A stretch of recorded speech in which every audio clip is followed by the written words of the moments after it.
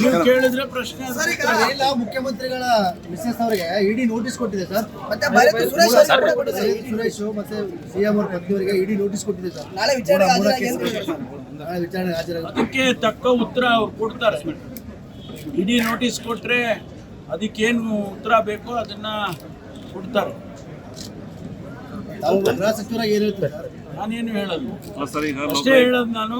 ಅವರು ಇಡಿ ಅವರು ನೋಟಿಸ್ ಕೊಟ್ಟಿದ್ದಾರೆ, ಅದಕ್ಕೆ ತಕ್ಕ ಉತ್ತರವನ್ನು ಅವ್ರು ಏನು ಅಪೇಕ್ಷೆ ಪಡ್ತಾರೆ ಯಾರು ಇಡಿ ಅವರು ಅದಕ್ಕೆ ಉತ್ತರ ಕೊಡ್ತಾರೆ.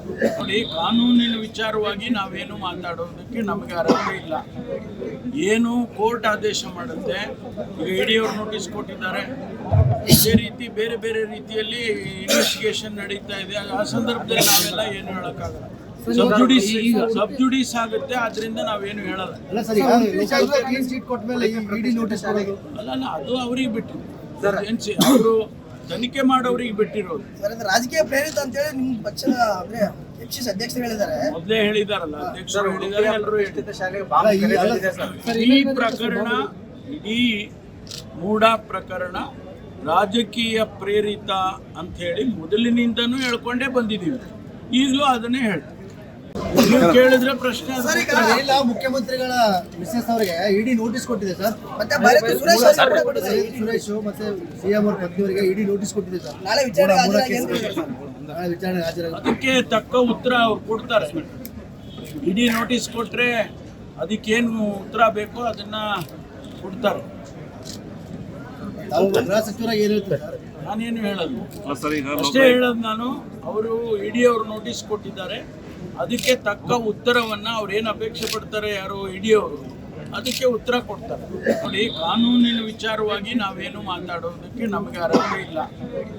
ಏನು ಕೋರ್ಟ್ ಆದೇಶ ಮಾಡುತ್ತೆ, ಈಗ ಇಡಿ ಅವರು ನೋಟಿಸ್ ಕೊಟ್ಟಿದ್ದಾರೆ, ಇದೇ ರೀತಿ ಬೇರೆ ಬೇರೆ ರೀತಿಯಲ್ಲಿ ಇನ್ವೆಸ್ಟಿಗೇಷನ್ ನಡೀತಾ ಇದೆ. ಆ ಸಂದರ್ಭದಲ್ಲಿ ನಾವೆಲ್ಲ ಏನು ಹೇಳೋಕ್ಕಾಗಲ್ಲ. ಸಬ್ಜುಡಿಸ್ ಆಗುತ್ತೆ, ಆದ್ರಿಂದ ನಾವೇನು ಹೇಳಲ್ಲ. ಅಲ್ಲ ಸರ್, ಈಗ ಲೋಕಾಯುಕ್ತ ಕ್ಲೀನ್ ಚೀಟ್ ಕೊಟ್ಟ ಮೇಲೆ ಇಡಿ ನೋಟಿಸ್ ಕೊಡೋದು ಅಲ್ಲ ಅದು ಅವ್ರಿಗೆ ಬಿಟ್ಟಿದೆ. ಅವರು ತನಿಖೆ ಮಾಡೋರಿಗೆ ಬಿಟ್ಟಿರೋದು. ಸರ್, ಇದು ರಾಜಕೀಯ ಪ್ರೇರಿತ ಅಂತೇಳಿ ನಿಮ್ಮ ಪಕ್ಷದ ಅಂದ್ರೆ ಎಕ್ಸಿಸ್ ಅಧ್ಯಕ್ಷರು ಹೇಳಿದ್ದಾರೆ. ಮೊದಲೇ ಹೇಳಿದಾರಲ್ಲ, ಅಧ್ಯಕ್ಷರು ಹೇಳಿದ್ದಾರೆ, ಎಲ್ಲರೂ ಹೇಳಿದ್ದಾರೆ. ಈ ಪ್ರಕರಣ, ಇಡೀ ಮೂಡ ಪ್ರಕರಣ ರಾಜಕೀಯ ಪ್ರೇರಿತ ಅಂತ ಹೇಳಿ ಮೊದಲಿನಿಂದನೂ ಹೇಳ್ಕೊಂಡೇ ಬಂದಿದ್ದೀವಿ. ಈಗಲೂ ಅದನ್ನೇ ಹೇಳ್ತೀವಿ.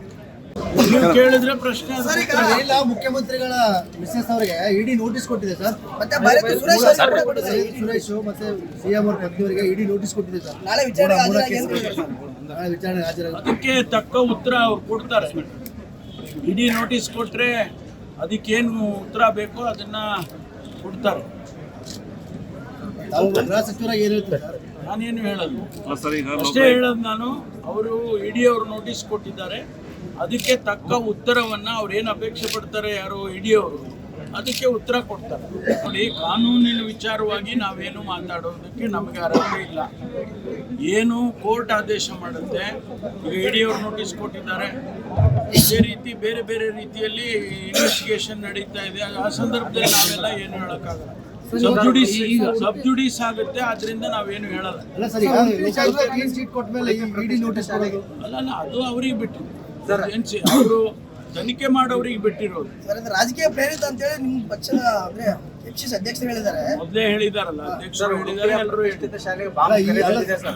ಈ ಪ್ರಕರಣ, ಇಡೀ ಮೂಡ ಪ್ರಕರಣ ರಾಜಕೀಯ ಪ್ರೇರಿತ ಅಂತ ಹೇಳಿ ಮೊದಲಿನಿಂದನೂ ಹೇಳ್ಕೊಂಡೇ ಬಂದಿದ್ದೀವಿ.